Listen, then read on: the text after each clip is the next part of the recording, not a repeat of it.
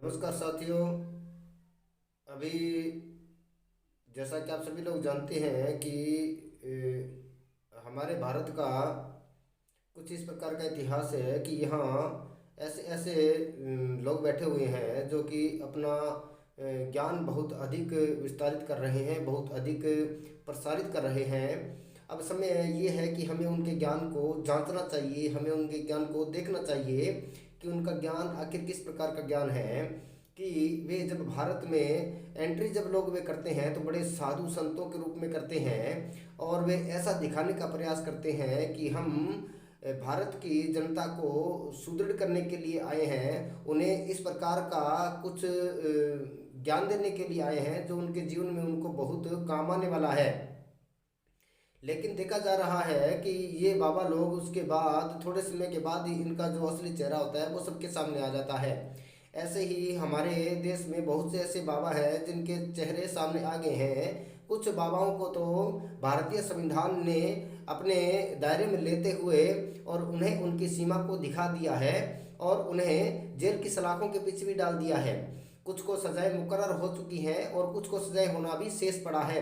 हो जाएगा, इसमें कोई समय लग सकता है। वो कहते हैं ना कि सत्य के घर में देर है लेकिन अंधेर नहीं है। वहाँ किसी भी प्रकार का कोई अंधेरा नहीं है, वहाँ रोशनी व्याप्त है। क्यों?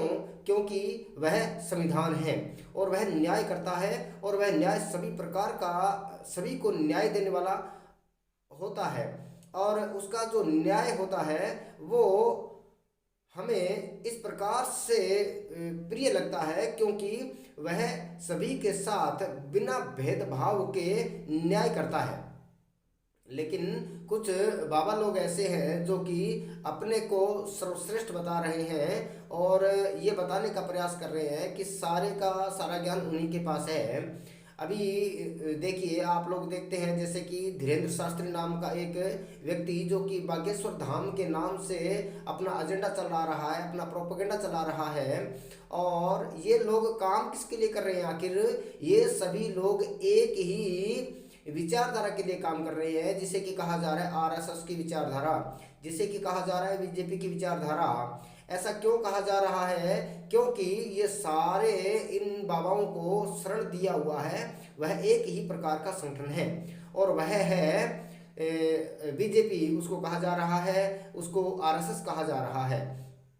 बीजेपी तो चलो फिर भी ऐसे कह लेते हैं कि बीजेपी एक इस प्रकार का राजनीतिक दल है जिसमें बहुत से ऐसे ज्ञानी लोग भी आए हुए हैं, विद्वान लोग भी कहा जा सकता है कि इसमें कुछ आए हैं। लेकिन ये जो आरएसएस के द्वारा जो संचालित किया जा रहा है, जो पिछले 2014 से देश में कैंचुली मार के बैठा हुआ है और प्रधानमंत्री बना हुआ है, सत्ता अपने हाथ में लिया हुआ है, उसके बाद इन सभी बाबाओं ने जैसे कि खुल करके सामने आना शुरू कर दिया है। और अभी रामदेव बाबा के नाम से एक व्यक्ति जो कि भारत में बड़ा विख्यात हुआ है, और उसने अपनी दुकान शुरू किया था। और किस नाम से? वो कहता था कि मैं योग गुरु हूँ और मैं भारत को योग सिखाने के लिए आया हूँ।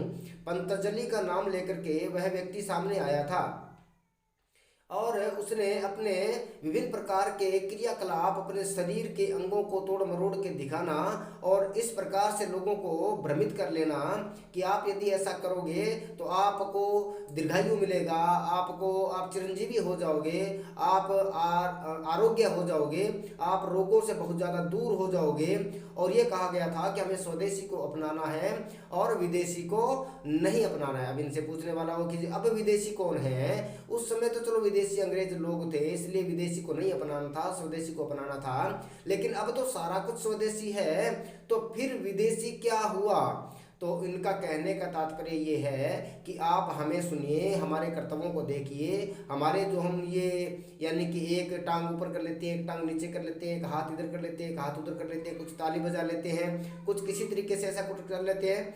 शुरुआत में तो लगा था कि जैसे यह व्यक्ति जो है वो बहुत अच्छा करेगा, भाई बहुत अच्छा ज्ञान दे रहा है, बहुत अच्छा शरीर के बारे में, रोगों के बारे में बता रहा है, आरोग्य के बारे में बता रहा है, और हमारी जो परंपरा है, हमारी जो संस्कृति है वह उससे जोड़ना चाह रहा है। लेकिन अभी जब इसका सच सामने आया तो ये व्यक्ति जो है ये बिल्कुल खुल करके आरएसएस बीजेपी के एजेंडे के लिए काम कर रहा है। और अभी हाल ही में इसने एक इस प्रकार के प्रवचन दिए हैं। कैसा प्रवचन दे रहा है ये व्यक्ति? ये कह रहा है कि जो मुस्लिम धर्म के जो लोग हैं, जो ईसाई धर्म के जो लोग हैं, उनके अंदर इस प्रकार की भ्रांतियां हैं कि वे लोग यदि मुस्लिम हैं तो वे नमाज पढ़ें और नमाज पढ़ने के बाद उनका मन आए वैसा ही काम करें। यानी कि बाबा रामदेव के शब्दों में ये कहा जा रहा है कि एक मुसलमान व्यक्ति, एक मुस्लिम धर्म को मानने वाला व्यक्ति, इस्लाम को मानने वाला व्यक्ति ही बलात्कारी होता है, उसको मानने वाला व्यक्ति ही आतंकवादी होता है, देशद्रोही होता है। अब इनसे कोई पूछने वाला हो कि भाई आप कौन से राष्ट्रभक्त हो? आप भी तो देश में संविधान है जो कि आपको बोलने की आज़ादी जरूर देता है, लेकिन सीमा में बोलने की आज़ादी देता है। रामदेव जी महाराज जरा समझिए कि आपको सीमा में बोलना चाहिए। आपको इस प्रकार से किसी भी व्यक्ति को लेकर के और धर्म पर टिप्पणी करना आपके लिए शोभायमान नहीं है, क्योंकि आप अपने हिसाब से और आपके भक्तजनों के हिसाब से, आपके अनुयायियों के हिसाब से आप बुद्धिमान गिने जा रहे हैं।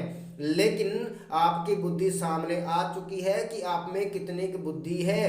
आप में वही बुद्धि है जो कि रामचरितमानस के तुलसीदास में है। आप में वही बुद्धि है जो इस प्रकार के रचित ग्रंथों के विद्वानों के अंदर थी। इसलिए उन्होंने जाति का जहर घोला और भारत को, जो कि विश्व गुरु था, उसे सरकाते सरकाते सरकाते बिल्कुल निचले पायदान पर ले आए।